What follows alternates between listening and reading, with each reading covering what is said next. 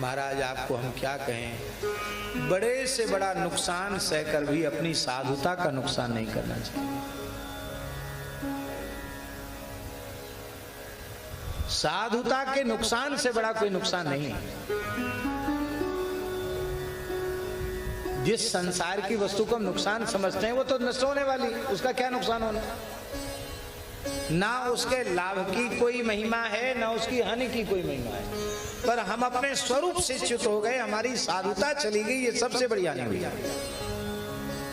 इससे बड़ी हानि हुई।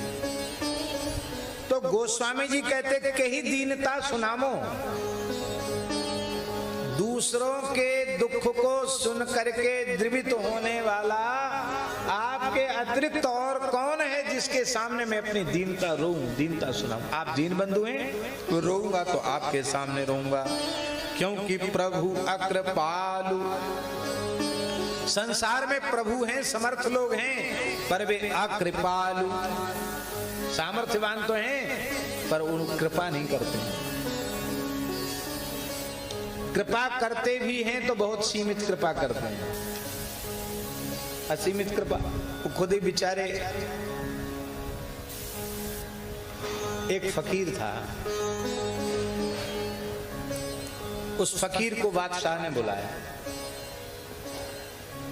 और कहा कि हमने सुना है कि बहुत ऊंचे करामाती फकीर हैं आप, अल्लाह से आपकी रोज मुलाकात होती है, तो मुझे भी अल्लाह ने बादशाहियत बख्शी है, मैं खुश हूं, कुछ मांग लो हमसे।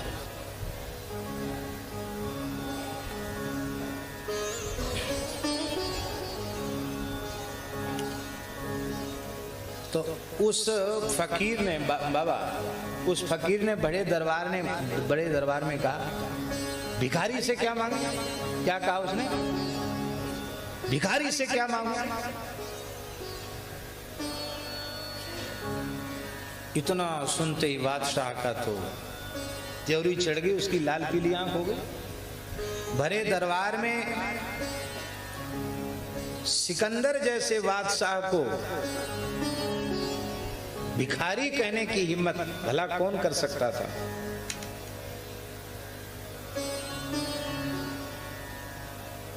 उसने कहा इसको बंद कर दो, काल कोठरी में बंद कर दिया, हवालात में बंद कर दिया। बोले आज सूरज के डूबने के पहले इसकी फांसी होनी चाहिए। हुक्म की तामील हो, कौन रोकने टोकने वाला था? बोले मैं अपनी आंखों के सामने इसकी फांसी होते हुए देखना चाहता हूं, मैं आ रहा हूं। पहुंच गया। बंधे हुए बेचारे फकीर को सवेरे दरबार में बुलाया था, शाम को फांसी वहां लाया गया। तो जिसको फांसी लगती है उससे पूछा जाता है कि तुम्हारी कोई अंतिम इच्छा हो तो बताओ। उसने कहा मेरी अंतिम इच्छा यही है कि मैं आखिरी में नमाज अदा करना चाहता हूं। मुसलमान था, अपने मत पंथ के अनुसार वो ईश्वर की इबादत करना चाहता था और मैं नमाज अदा करना चाहता हूं। तो बादशाह बोला कि मैं तो गुस्से में आज नमाज ही भूल गया, आज तो शुक्रवार है, आज तो जरूर नमाज अदा करनी है। अच्छा फकीर बाबा, मैं भी नमाज अदा करता हूं। उसने भी अपना चादर बिछाया और फकीर के आगे बादशाह भी नमाज अदा करने लग गया। उसके पीछे फकीर भी अपना गमछा बिछा करके वो भी नमाज अदा। तो नमाज अदा करने के बाद दुआ मांगते हैं ना, ऐसे ऐसे मांगते हैं, ऐसे ऐसे मांगते हैं, जीभ निकाल के दांत निकाल के दुआ मांगते हैं। तो बादशाह ने जैसे अल्लाह से दुआ मांगी तो फकीर बहुत जोर से हंसा। वो जब फकीर हंसा तो बादशाह का ध्यान गया, उसने कहा तुम हंसते क्यों, मरने वाला तो हंसता नहीं, तुम हंसते क्यों? बोले हम इसलिए हंस रहे हैं कि झूठी बात सुनकर किसी को गुस्सा आवे ये तो ठीक है, पर सच्ची बात सुनकर के गुस्सा आ रहा है, इस बात से मुझे हंसी आ रही। क्या सच्ची बात?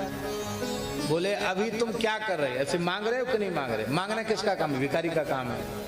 इबादत मैंने भी की है पर मैं खुदा से भी कुछ नहीं मांगता। क्या कहा उसने? अब तुम बताओ कि बादशाह कौन है और भिखारी कौन है? तू अपने को बादशाह कहता है, अल्लाह ने तुझे बादशाहियत बख्शी है, इतना दिया उसके बाद भी मर रहा है, मांग रहा है और दे और दे और लाओ। मैं कुछ नहीं चाहता, मैं एक टाइम की रोटी भी, एक टुकड़ा रोटी का टुकड़ा भी नहीं मांगता।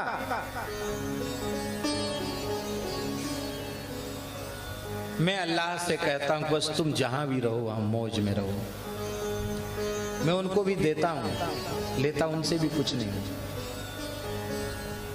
तुमने फांसी का हुक्म दिया पर मैंने अल्लाह से ये भी प्रार्थना नहीं की कि वो मुझे फांसी से बचा ले। क्यों? क्योंकि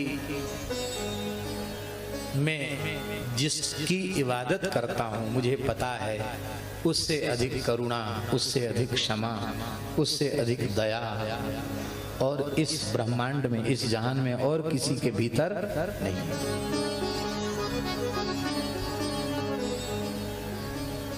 फांसी में मेरा हित होगा तो फांसी हो जाएगी, फिर मैं उससे कहूं क्यों कि मुझे फांसी से बचा ले। ये बात हमने अपने पूज्य महाराज जी के मुखारबिंद से सुनी। कथाएं हम सुनाते नहीं, पता नहीं कैसे हमारे मुंह में आ गई। महाराज जी से सुनी हुई बात सुना रहे हैं आपको। तो उसने, बादशाह ने अपना ताज उतार करके चरणों में रखा कि मैं आपसे दुआ की भीख मांगता हूँ, अपनी गुस्ताखी के लिए आपसे माफी की भीख मांगता हूँ। तो फकीर फिर जोर से हंसा। बोले अभी तो तुम इतने नाराज हो रहे थे, फिर हमसे भीख मांगने लगे। अब बोलो भिखारी कौन है, बादशाह कौन है? बोले बाबा सच्चे बादशाह आप हो। इसलिए चाह गई चिंता मिटी। श्री रसिक माधव दास जी शायद आ गए हैं, कहाँ बैठे हैं? चाह गई चिंता मिटी, मनुआ बेपरवाह, जिनको कछु नहीं चाहिए वे साहंसा। हमारे जगह बुरी लगी वाले। जिसको कभी किसी से कुछ नहीं चाहिए वही सहनशाह है। और ऐसे निष्काम भक्तों के हृदय में ही भगवान है। जिनको कबहु न चाहिए कछु, तुम सन सहज सने, बसहु निरंतरता सुपुर सोराउर निज गे। इसलिए प्रभु अकृपालु, संसार में जो प्रभु है ना वो कृपालु नहीं, अकृपालु। वो कृपा करना ही नहीं जानते, क्योंकि जो स्वयं कृपा की भीख मांगता हो वो दूसरे पर कृपा क्या करेगा। इसलिए वो लायक ही नहीं है कि हम उनकी शरण में जाएं, उनके सामने दुखड़ा रोवें। अलायक वे संसार के कृपालु इस लायक नहीं है कि उनके सामने अपने दुख का निवेदन करें। फिर भी यह भाग्यहीन जीव पता नहीं कहां कहां अपना मन ले जाता है। वो हमारा दुख दूर कर देंगे, वो कर देंगे, वहां चला जाऊं, वहां चला जाऊं, वो नहीं तो वो कुछ करेंगे, वो नहीं तो वो कुछ करेंगे। ऐसा समझ करके मैं तो मौन हो रहा हूं। इसलिए कहीं भ्रम कहा गवाऊं, इसलिए मैं क्या गाऊं। और भगवान मेरी स्थिति ऐसी है कि मैं आपके अतिरिक्त किसी के सामने अपनी दीनहीन दशा सुनाऊं तो भी समाधान तो होना नहीं। क्यों? गोपद बूढ़ी वे जोग कर्म करो, मेरी स्थिति ऐसी है। आओ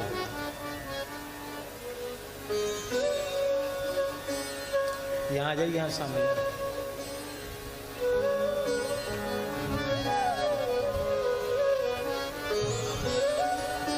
यहाँ हवा तो लगे,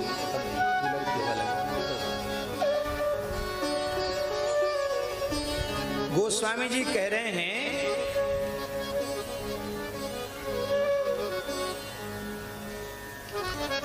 गोपद बूढ़ी वे जोग कर्म करो। हमारे कर्मों की ओर आप देखेंगे तो मेरे कर्म ऐसे हैं। देखो पहले ये बात सुन लें, ये गोस्वामी जी की स्थिति नहीं है। क्या गोस्वामी जी की स्थिति है? ये हमारे जैसे कलिमल ग्रसित जीवों की स्थिति है कि हमको डूबने के लिए किसी नदी की, पोखरा की, समुद्र की जरूरत नहीं है। हमारे कर्म ऐसे हैं कि गाय के खुर से जो गड्ढा हो जाता है उतने पानी में भी हम डूब मरेंगे। उतना पानी हमारे मरने के लिए पर्याप्त है। ऐसे हमारे कर्म हैं। पर मैं लोगों के सामने अपने आप को कैसा प्रमाणित करता हूं? मैं लोगों के सामने अपने आप को प्रमाणित करता हूं बातन जलधि थहावो। ऐसी गंभीर ज्ञान वैराग्य भक्ति की बातें करता हूं कि मानो इस गंभीर प्रेम सिंधु की थाह लेने वाले यही दिव्य महापुरुष। और व्यक्तिगत जीवन ऐसा है कि समुद्र में और पोखरा में और तालाब में डूबने की जरूरत नहीं है। एक चुल्लू जल में भी डूब मरूं, ऐसी हमारी स्थिति है। हे नाथ, मैं दूसरों के सामने निर्लोभता की बातें इसलिए करता हूं कि वो अपना धन के प्रति लोभ लालच छोड़ के हमको दे दें। हमारे महाराज जी कई बार बड़ी सुंदर बात करते, हम कहते महाराज जी, हाँ, बोले ये संसार मिथ्या है, नाशवान है, कुछ नहीं है, सार नहीं है। ये बातें बार बार कथाओं में क्यों कही जाती हैं व्यासपीठ से? तो महाराज जी कई बार विनोद में बहुत अच्छी बात कही जाती। महाराज जी बोले इसलिए कही जाती है कि बेकार चीज है, तुम रख के क्या करोगे, सब यहाँ दे जाओ। महाराज जी बोले ये सब बातें इसलिए कही जाती हैं कि सब नाशवान है, व्यर्थ है, खराब चीज है, क्या करोगे, यहाँ रख दो, हम बढ़िया उपयोग करेंगे।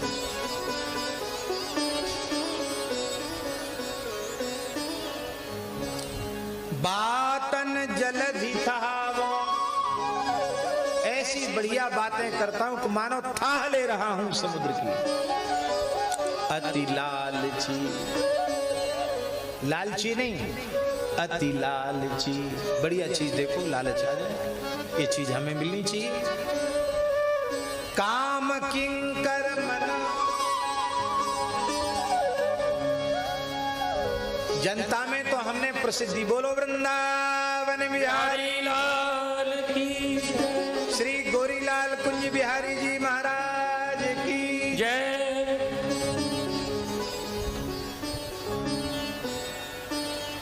अति लालची काम किंकर मन,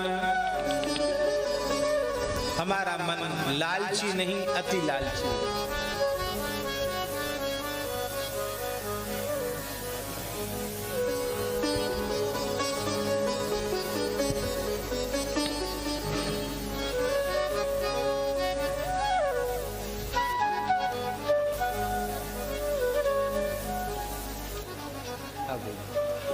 अति लालची काम किंकर मन,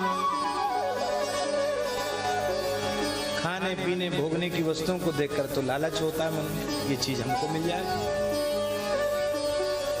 और संसार में हमने प्रसिद्धि करवा रखी है कि हम रामदास, कृष्णदास, माधवदास, गोविंद दास, नारायण दास, केशव दास, ये प्रसिद्धि हमने करवा रखी है। पर ईमानदारी से हम कामदास, क्रोधदास, कंचन दास, कामनी दास बने। हे प्रभु, ये मेरी अंतःकरण की स्थिति है, पर क्या कहूं, मुख रावरो कहावो, पर जिह्वा से तो मैं यही कहता हूं कि बुरे से बुरा हूं, चाहे जैसा हूं, कुटिल हूं, कपटी हूं, क्रोधी हूं, लालची हूं, कंचन कामनी का दास हूं, पर बुरे से बुरा होने पर भी हे नाथ में आपका ही। हे प्रभु, आपके अतिरिक्त और कौन ऐसा है जिसके सामने अपने हृदय की व्यथा रो? ये समाधान आपके अलावा करेगा कौन? किसके सामने रो? इस मुख से मैं बार बार यही कहता हूं, मैं आपका आपका। देखो भैया, ठाकुर जी श्री जी और कुछ नहीं चाहते, इतना कहना शुरू कर दो, हम जैसे हैं बस, जो हम भरे भले बुरे सो तेरे।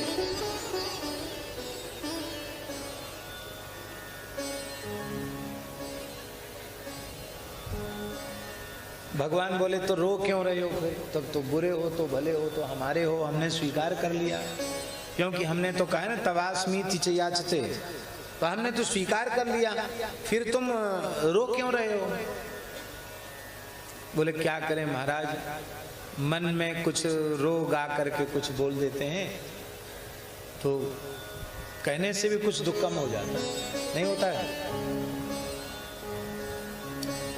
दूसरे की बात जाने दो, आप हृदय से किसी से प्रेम करते हैं और आप ये समझते हैं कि जिनसे हम प्रेम करते हैं उनका भी हमसे निस्वार्थ प्रेम है, तो उनके सामने हम अपने मन की बात रखेंगे तो कुछ दुख, मन हल्का होगा कि नहीं होगा? अब मैं अपने दुख को, कोई हमारे जीवन में समस्या है, पीड़ा है, गोरीलाल जी वाले महाराज जी के सामने रखें, ये हम जानते हैं कि इनका चिंतन बिगड़ेगा, ये दुखी होंगे, लेकिन फिर भी हम इनसे नहीं कहेंगे तो किससे कहेंगे? संतों से, गुरुजनों से, भगवान से आप अपने मन की पीड़ा नहीं कहेंगे तो किससे कहेंगे? हमने देखा हमारे महाराज जी के पास बुंदेलखंड की माताएं आती और अपने घर गृहस्थी की लड़ाई झगड़े सुनाती, और महाराज जी ऐसे सुनते आंख मूंद करके जैसे रास पंचाध्यायी सुन रहे हैं।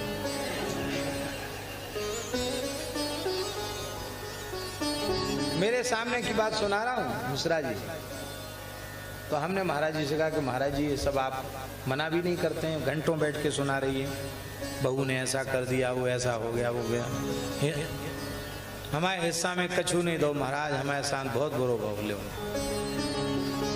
महाराज जी हिस्सा बंटवाने जाएंगे वहां।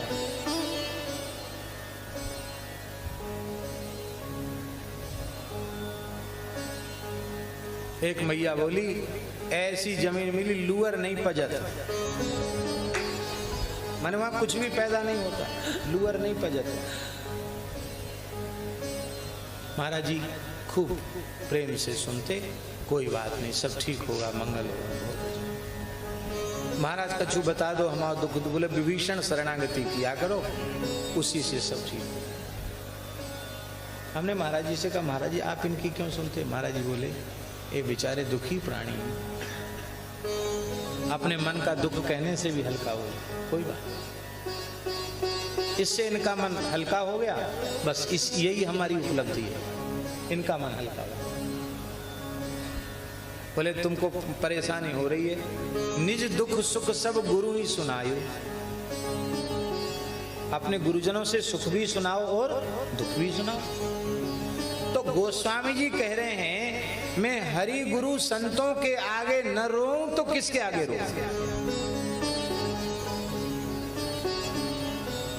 क्योंकि कहने से भी कई बार दुख कम हो जाता है। तुलसी प्रभु जी की जानत सब, अरे मैं जानता हूं कि सुनाने की जरूरत नहीं, प्रभु जानत सब बिना ही जनाए, जानते हैं आप, लेकिन अपनों कछुक जनावो, फिर भी मैं सोचता हूं कि कुछ तो अपने मन की पीड़ा कह दूं आपके सामने। अब अब राम जी बोले कि अच्छा ऐसा है, अब हम बहुत खुश हैं तुम्हारे ऊपर, अब तुम कह दो चाहते क्या उसको कहो, आज ही फांस काट देते हैं तुम्हारी, जो जाओ क्या चाहते हैं। बोले बस यही तो बात है, कुछ नहीं चाहते। क्या चाहते हो? कुछ नहीं चाहते। सो कीजे जेहि भांति छाड़ी छल, द्वार परो गुण गाओ। बस आप इतनी कृपा कीजिए, आपके द्वार पर पड़ा पड़ा आपका नाम रूप गुण लीला को गाता रहो, और कुछ नहीं चाहिए। बोलो भक्त वत्सल भगवान जय। महाराज जी, ठाकुर जी श्री जी के द्वार पर पड़े पड़े ठाकुर जी का गुणगान गाना, निरंतर उसी में डूबे रहना, क्या इससे बड़ी भी कोई उपलब्धि है क्या? हम चाहे जैसे हो, पर दरबार में बैठकर आपका कुछ गुणगान करते रहें, बस इतना आप कृपा करके दीजिए, कुछ नहीं चाहिए।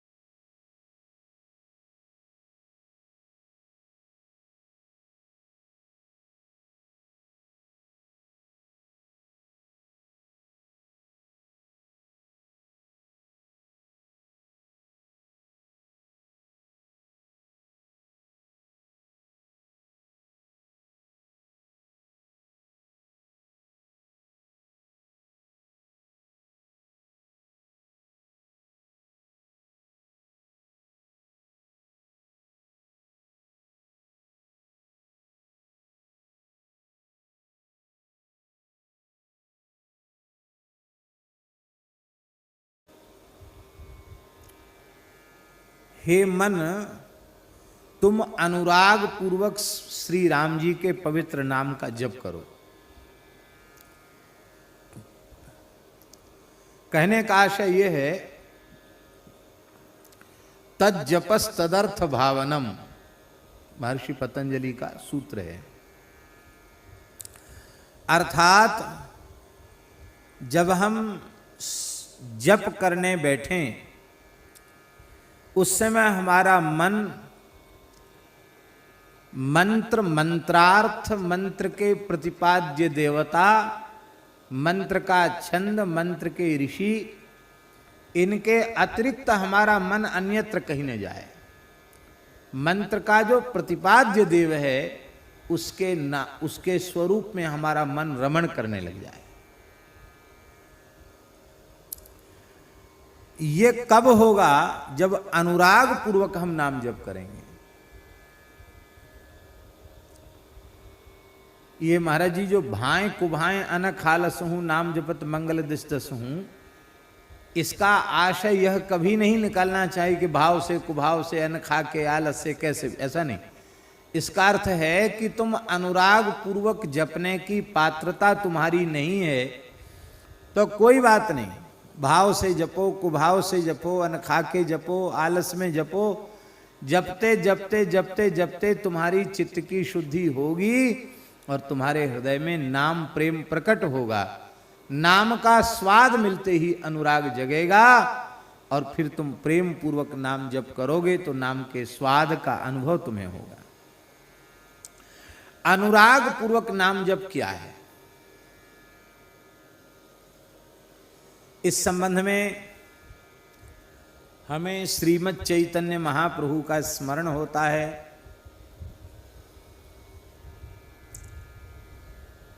नयनम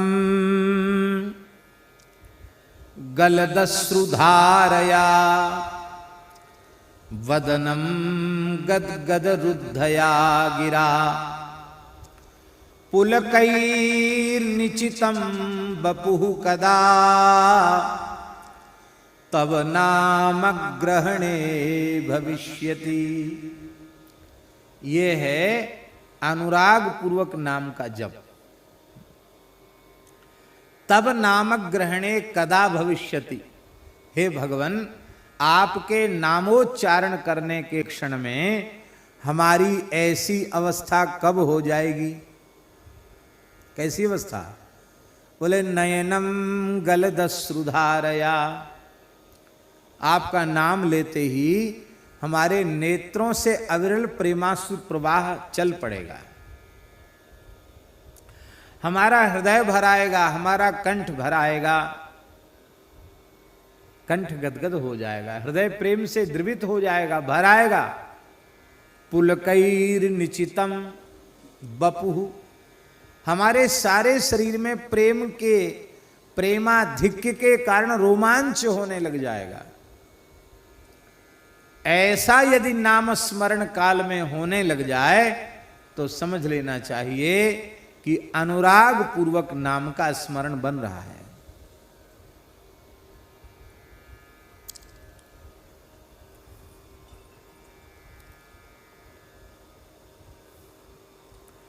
गोस्वामी जी ने अनुराग पूर्वक नाम जप की बात अनेक स्थलों पर कही है। पुलक गात ही सिय रघुवीरू जीह नाम जप लोचन नीरू। गोस्वामी जी कह रहे हैं ये अयोध्या कांड में गोस्वामी जी कह रहे हैं, जपहि नाम रघुनाथ को चर्चा दूसरी न चालू। और भी कहते हैं, सजल नयन गदगद गिरा गहवर मन पुलक शरीर गावत गुण गन राम के केहि की मिटी न पीर। दोहावली में और महाराज जी एक जगह तो गोस्वामी जी ने यहां तक कहा है कि यदि राम नाम का उच्चारण करते अथवा श्रवण करते ही तुम्हारा हृदय प्रेम से द्रवित नहीं होता, तुम्हारे नेत्रों से प्रेमाश्रु जल नहीं गिरता, तुम्हारे शरीर में रोमांच नहीं होता, तो ऐसा हृदय फट जाए तो अच्छा है, ऐसे नेत्र फूट जाएं तो अच्छा है। जो शरीर पुलकित नहीं हो रहा है ऐसा शरीर जल जाए तो अच्छा है। कई बार लोग पीछे पड़ जाते हैं। क्यों पीछे पड़ते हैं? उनको लगता है कि ये इतनी बढ़िया कथा बांचते हैं, कहते हैं, तो इनको तो भगवान का साक्षात दर्शन हो ही गया होगा, ये तो बड़े ऊंचे महात्मा हैं। भोले भाले लोग ऐसा ही समझते हैं। पर यहां क्या हालत है ये तो सर्वांतर्यामी रघुनाथ जी से कुछ छिपा हुआ नहीं है। स्वयं भी जानते हैं और सर्वांतर्यामी राम जी तो सब जानते ही हैं। तो वो कहते हैं कि बस महाराज दर्शन करा दो और समय और दे दो कि कब तक दर्शन हो जाएगा। लो साहब। फिर कुछ लोग कहते हैं कि कितना लाख कितना करोड़ जपने से हो जाएगा। मानो वो लाख करोड़ की कीमत देकर खरीद लेंगे। सबसे पहले यह विचार करो कि नाम श्रवण करने में, नाम जपने में क्या ऐसी अवस्था होती है? ये अनुभव की बात पहले ये विचार करो। नाम सुनते ही नेत्र से प्रेमाश्रु धार बहने लगे, शरीर रोमांचित हो जाए, हृदय भरावे, कंठ भरावे, शरीर संसार की सुध बुध भूल जाए, ऐसी प्रेम विह्वल अवस्था प्राप्त हो जाए।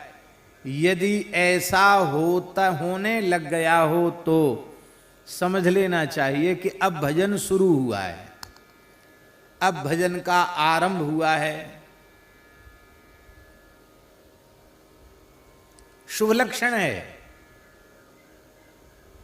अब दर्शन हो जाएगा, क्योंकि मिलहि न रघुपति बिनु अनुरागा, किए कोटि जप जोग विरागा। अनुरागा, इसलिए राम राम जपू जिय सदा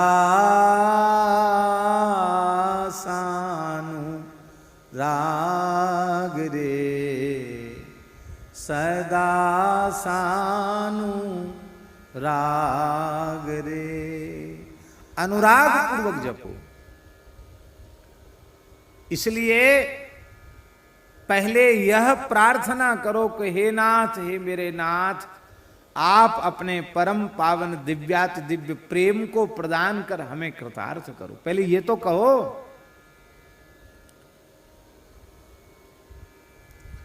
और प्रेम मिलता है किसको? संत कबीरदास जी महाराज कहते हैं, प्रेम बिकंता में सुना, माथा साटे हाथ। कबीर जी की साखी है महाराज जी। प्रेम बिकंता में सुना, माथा साटे हाथ, बूझत बिलम न कीजिए, तुरत दीजिए काट। प्रेम बिक रहा था। कीमत क्या थी? बोले अपना सिर दे दो और मुझे खरीद लो।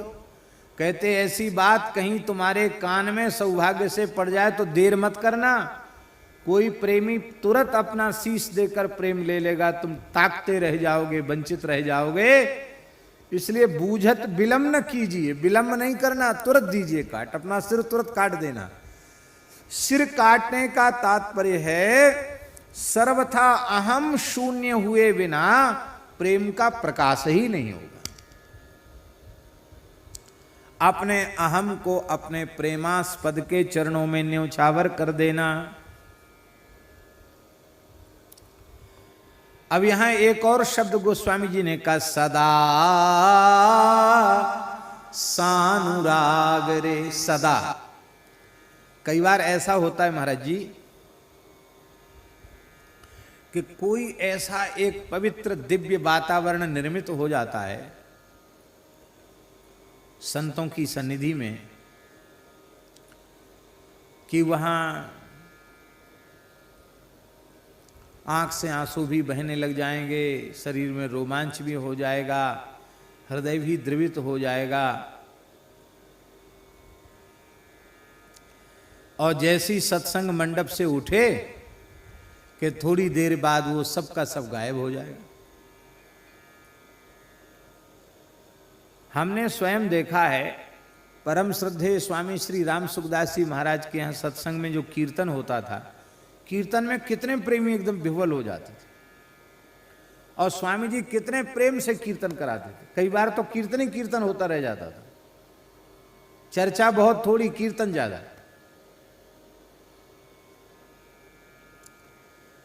तो एक दो क्षण के लिए वह प्रेम की कुछ स्थिति आई, बाद में वो उड़ गई कपूर के समान। तो उससे काम नहीं चलेगा। क्यों? क्योंकि वह वस्तुतः प्रेम नहीं है, वह तो प्रेमाभास मात्र है, वो अनुराग नहीं है, अनुरागाभास है। अनुराग तो अभी भी शरीर संसार में बना हुआ है, विषयों में बना हुआ है, भोगों में बना हुआ है। और हमारे प्रेम की पोल पट्टी तब खुल जाती है जब किसी सहृदय कवि के किसी काव्य को, कविता को हम पढ़ते हैं जो करुणा रस से भरी हुई है, तब भी हम रोने लग जाते हैं। उसमें प्राकृत नायक नायिका का ही वर्णन है, पर हम पढ़ने लगे तो रोने लग गए। हमने कोई ऐसी कहानी पढ़ ली, कोई ऐसा उपन्यास पढ़ लिया जिसमें भाव पक्ष को बहुत एकदम उन्नत रूप में प्रस्तुत किया गया हो, तो उसको पढ़ करके भी लोग रोने लग जाते हैं। अरे कहाँ तक कहें, टीवी सिनेमा देख करके भी लोग रोना शुरू कर देते हैं। तब हमारे प्रेम की पोल पट्टी खुल जाती है। इसलिए सदा, क्षण दो क्षण से काम नहीं चलेगा। अनुराग पूर्वक तुम सदा सर्वदा नाम जप करो। सदा के ऊपर खूब जोर गोस्वामी जी ने दिया है। बहुत से लोग सत्पुरुषों के संपर्क में आते हैं, सत्संग में बैठते हैं और उनके चित्त पर सत्संग का प्रभाव पड़ता है। फिर वे निश्चय कर लेते हैं कि बस अब हम अपने जीवन की दिशा आज से ही बदलने का निश्चय करते हैं। अब तो तिलक मस्तक पर, बिना किसी संकोच के मस्तक पर तिलक धारण करेंगे, गले में तुलसी धारण करेंगे, सतत माला लेकर राम नाम का जप करेंगे, गौ ब्राह्मण संतों की सेवा करेंगे, माता पिता अतिथि का कभी तिरस्कार नहीं करेंगे, इनका सदा सत्कार करेंगे। तमाम चीज़ों का निश्चय कर लेता मैं, हम सदा सत्य बोलेंगे, कभी किसी की वस्तु को चुराएंगे नहीं। ये सब चीज़ें सत्संग में बैठकर कई बार व्यक्ति निश्चित कर लेता है। और जैसी सत्संग से दूर हुआ,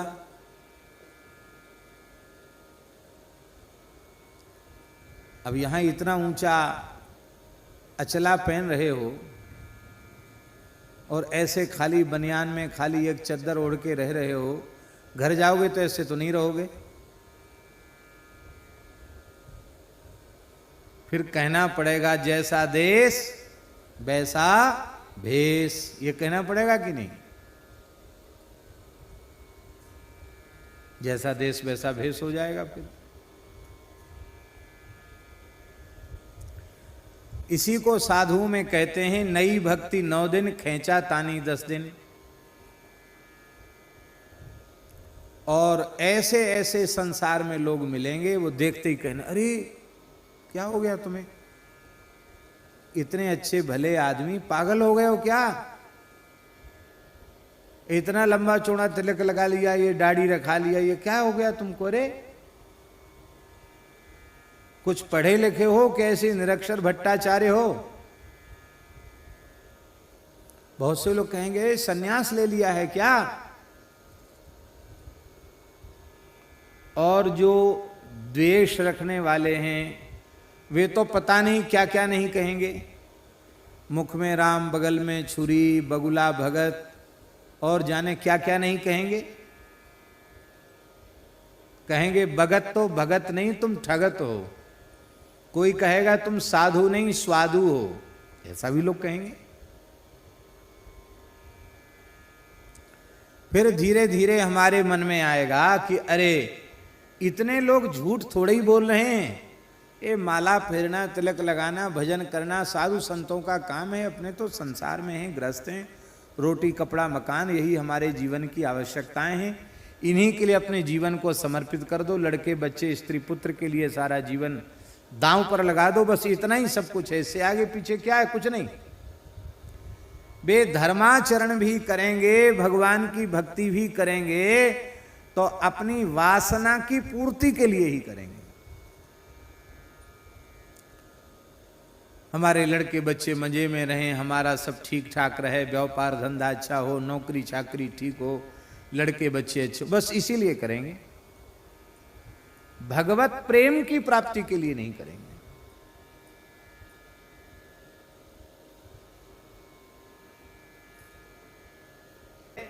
कि झूठी बात भी कई बार और कई प्रकार से कई लोगों के द्वारा जब कही जाती है तो बुद्धिमान व्यक्ति के चित्त में भी भ्रम उत्पन्न हो जाता है। उसको लगता नहीं ये जो बात हम समझ रहे थे यही गलत है, और झूठ को ही सत्य और सत्य को ही झूठ समझने लग जाता है।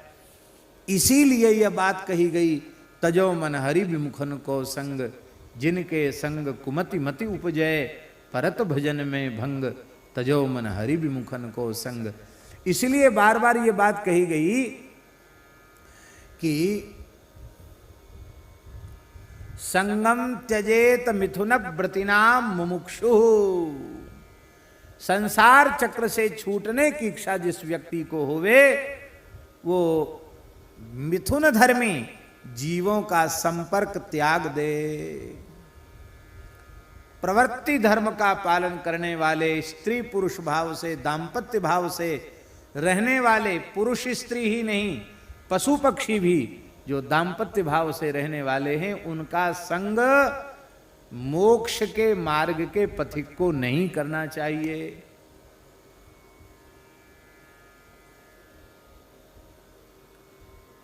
क्योंकि कुसंग के, वासना के मलिन संस्कार अनेकों जन्मों से चित्त पर पड़े हुए हैं, और सत्संग के संस्कार अभी किसी सत्पुरुष की कृपा से उनकी वाणी के माध्यम से पड़ रहे हैं, तो उनको मिटने में देर नहीं लगेगी, और उन पुराने दूषित संस्कारों को पुनः उद्बुद्ध होने में भी देर नहीं लगेगी।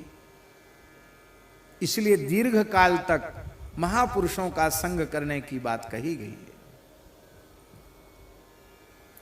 और ये कब होगा? जब सदा सर्वदा नई भक्ति 9 दिन, खेचा तानी 10 दिन नहीं, कि पहले 300-300 माला, 500-500 माला, फिर 5 माला भी जय सिया राम, ऐसे नहीं होगा। हमारा भजन, हमारा साधन बढ़ना चाहिए। दुनिया के किसी कोने में जाओगे, यदि तुम स्वयं सावधान नहीं हो तो कहीं भी कुसंग का अभाव नहीं है। सब जगह कुसंग मिलेगा, तीर्थ में, धाम में, मठ मंदिरों में, आश्रमों में भी कुसंग मिलेगा। अब हम सत्संग कैसे प्राप्त करें? ये अपने स्वयं की सावधानी और स्वयं के विवेक के ऊपर।